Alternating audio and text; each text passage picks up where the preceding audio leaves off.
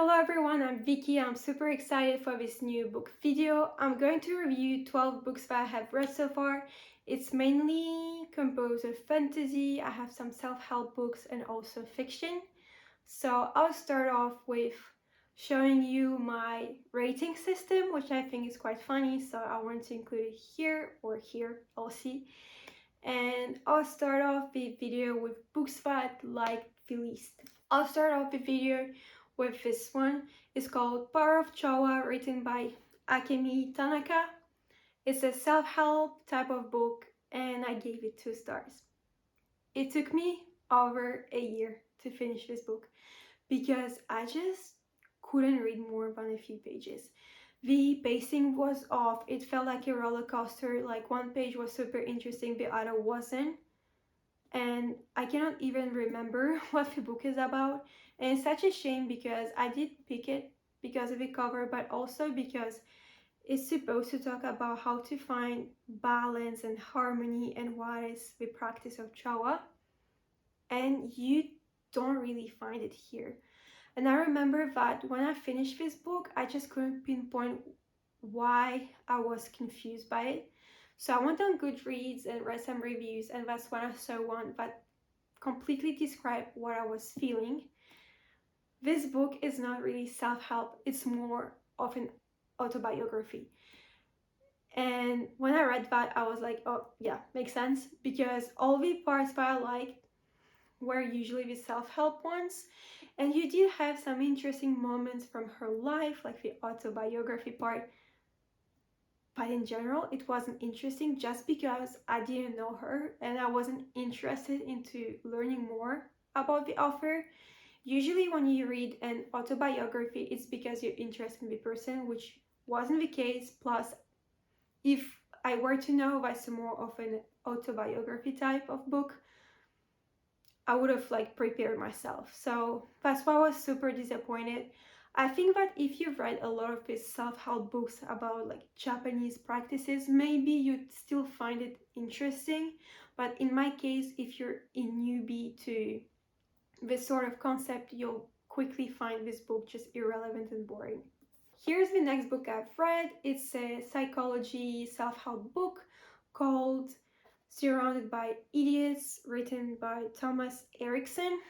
I gave it 2 stars just because it felt irrelevant and outdated. It was written in 2014, so the concept of personalities just didn't seem relevant.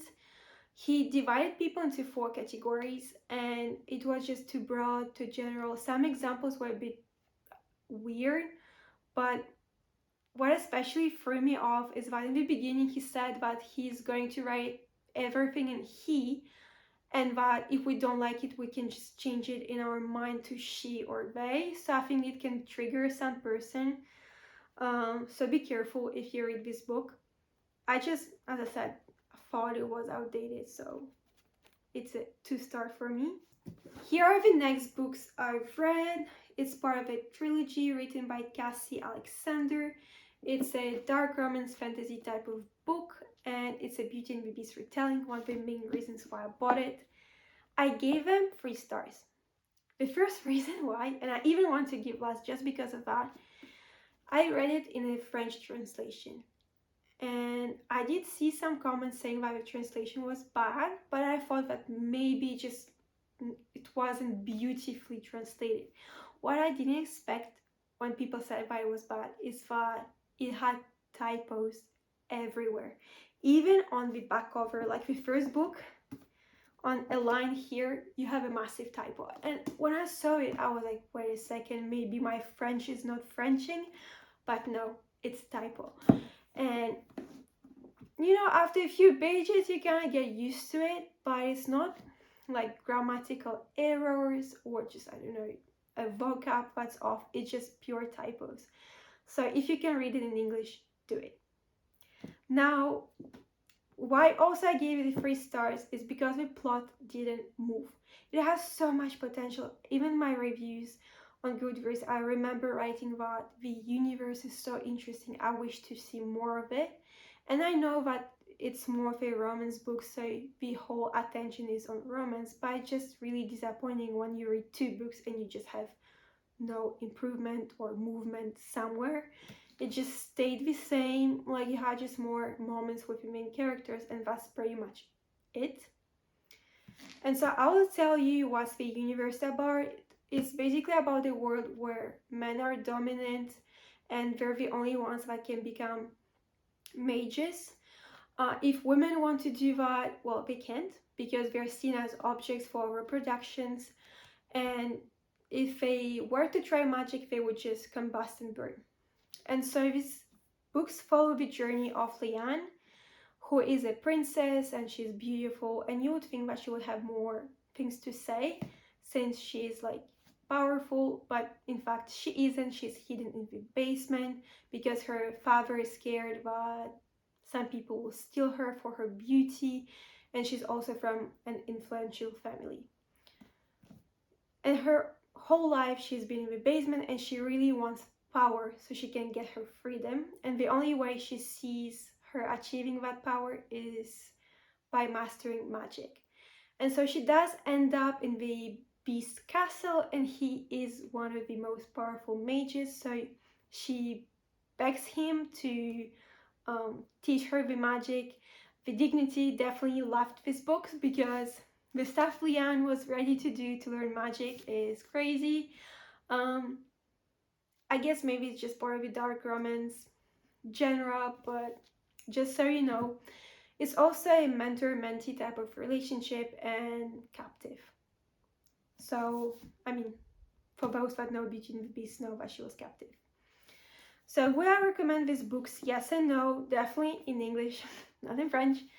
But I think if you like dark romance and just don't really focus on the plot, usually you just are there for the romance part, then yes, like these books are great, interesting relationship.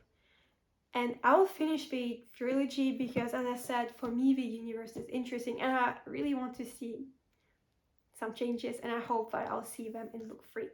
So the next book I read is this one called Once Upon a Broken Heart by Stephanie Graber. It's a sequel to Caraval, so you have to read Caraval first if you really want to enjoy these books, because even though it's not completely related to Caraval, the concept and just the whole world building happens in Caraval. So please read Caraval before this book if you want to enjoy it.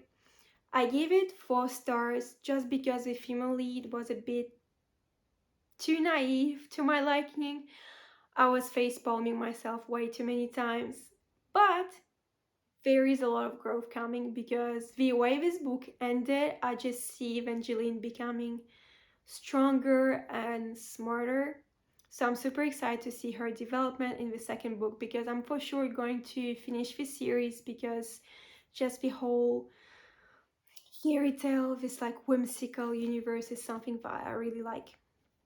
About the plot, so I'll tell you, Evangeline Fox is the main character and she is looking for her happily ever after.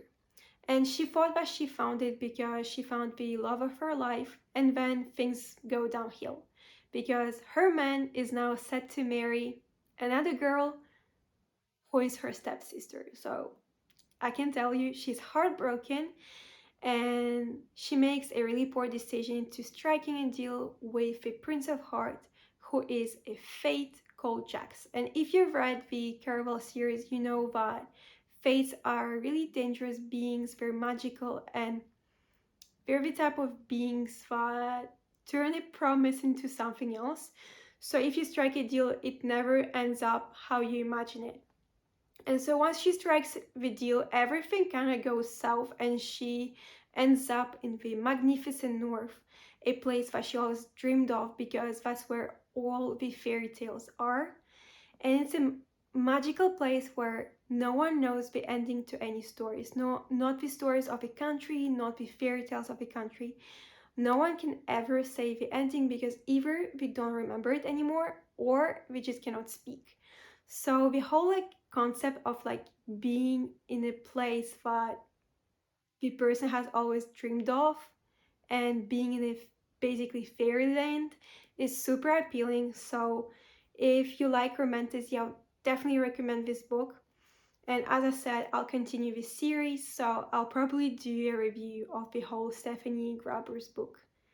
So I highly recommend this one. Okay, now about my 5-star reads. This is from Stephanie Graber, the Caraval series. It's the second and third book, and you guys please read them first before you read Once Upon a Broken Heart, because Jack's backstory is in legendary. So if you fully want to enjoy Once Upon a Broken Heart, you have to read this book first, because if not, you just won't understand who Jax is. And this book was amazing because you're following Donatella's journey. She's the youngest sister, and she's super daring and adventurous. So her vision on the world is different compared to Scarlet, who's more about security and safety. I really enjoy reading about her because she's just a perfect character for Romantasy. Her romance line was amazing. She does have a love triangle, and I've kind of felt like it was a bit toxic at times, but still enjoyable. And the plot is that Tella made a bargain with someone she doesn't know, and this person is supposed to find her lost mother, whereas she has to give the name of a Carvel master, and no one knows his real name because he goes by legend and no one knows if it's his real name or not. So she has to find that, and the only way she can do it is by participating in the Carvel games. But this time, they're different from the first book. I was a bit scared because I thought it would be repetitive since it's again about the game, but in reality, it wasn't. And I think the love triangle in this case adds a lot of interesting details to the book. So I really enjoyed it. Finale was about both sisters, which I loved it because Scarlett is my favorite character, and Julian as well. He was more present in this book. Finale had so many plot twists and turns. I enjoyed it so much. I devoured the book in a few days. It was amazing. And overall, I really enjoy this type of books because the way Stephanie writes is so different even from Once Upon a Broken Heart.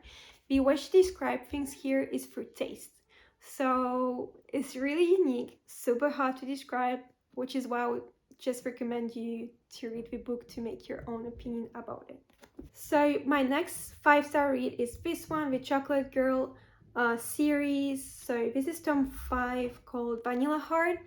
Years ago, it used to be my least favorite book out of this series, but now it's my favorite one, and I think because I could relate to Honey a lot.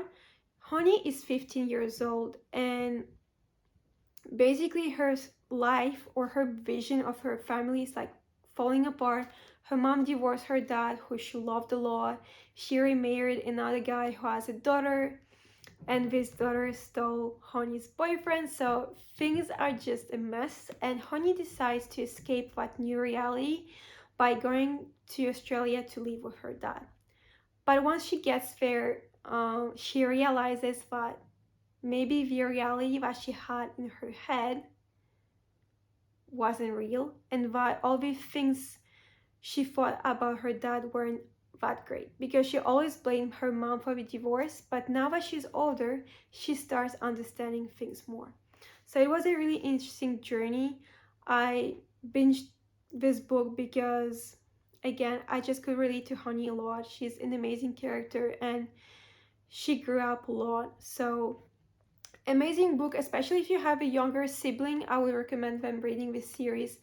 um, a lot of these themes are super interesting. The next book I'm going to review is Envoûtement by Caroline Schlotz. It's actually called, I think, Spellbound in English. It's an urban fantasy type of book, and the main plot is romance. The trope is soulmate. I love this trope, so even back when I was a teenager, I enjoyed it a lot. I think I reread this book at least five times, and it never happens. I usually never reread books because I just remember the plot, so I'm not interested in reading it again. But I did, and then now in my bingo spread, I had to read the book, and I immediately thought about this one, and still to this day, it's a 5-star. mainly because of a female character. Emma is a strong young lady in the sense that if someone tries to step down on her, humiliate her, bully her, she fights back. She fights back for her, she fights back for everyone she loves. So it's really easy to like her as a character. For the plot, we're following her journey. So she comes from a pretty unfortunate background. Both her twin brother and mother passed away. And so she was living with her stepdad who was abusive, and she decides to escape this environment and starts to live with her super rich aunt in Manhattan. Hopefully that's how you pronounce it. And that's when she goes to a new super exclusive school and meets this perfect guy called Brandon. She's immediately attracted to him and she knows that's unnatural. And that's when she discovers that they're soulmates and they've been reincarnating for years and years and years. And their love story is always a failure because she always dies. So if she is with Brandon, she'll eventually die. And in order to live but also be with him, she has to break this curse that has been there for thousands of years. And that's the basic journey of this book. So the whole writing style was super fun. You had some fun moments. Of course, some moments were a bit cringe, I would say, but it was written like 10 years ago in a teenager style, so we were all a bit cringe as teenagers. But overall, it was a super easy read. I really enjoyed it. And if you like a young adult soulmate trope, I would really recommend this book. The next book is the famous Akatar book. I gave it 5 stars because the way Sarah J. Maas writes is beautiful. It's so smooth. The pace was amazing. It was medium pace and super consistent. The way she describes things is the way I like. The whole world building is amazing and the universe is my type of fantasy that I like. I was surprised by how much it is a Beauty and the Beast retelling. I think maybe only the last 100 pages are like Sarah J. Maas building her own universe, but to that point, it's straight up a Beauty and the Beast retelling, and it was so beautiful written. It basically talks about Feyre, who is human, and she is the one responsible for her family by default, basically, because her family doesn't help her at all. They're really poor, and she has to hunt to basically provide food on the table. And then one day she kills a Fae, and Fae and humans don't see each other eye to eye, and so she really dislikes Fae, and she kills one. And of course, she faces consequences. That's when Tamlin, who is a High Lord, comes and takes her to their magical land, and she starts to live there as a captive. That's when she realizes that all the things that she heard about fays are not true, and some of them are not as bad as humans used to tell. And her main goal in this story is to save Tamlin, who is cursed.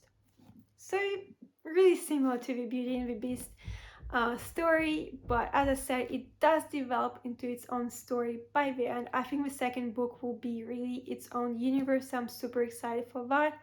I highly recommend this book because if you like romantasy and just fantasy in general, it was beautifully written, super great blend of romance with fantasy and plot.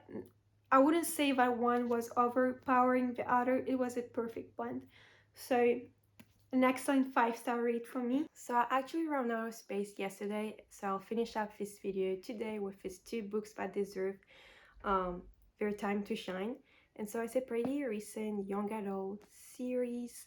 The genre is Romantasy, and it was written by Catherine Doyle and Catherine Weber. I gave the first tome a 5-star, the second one 4, but I'll tell you why in a few minutes.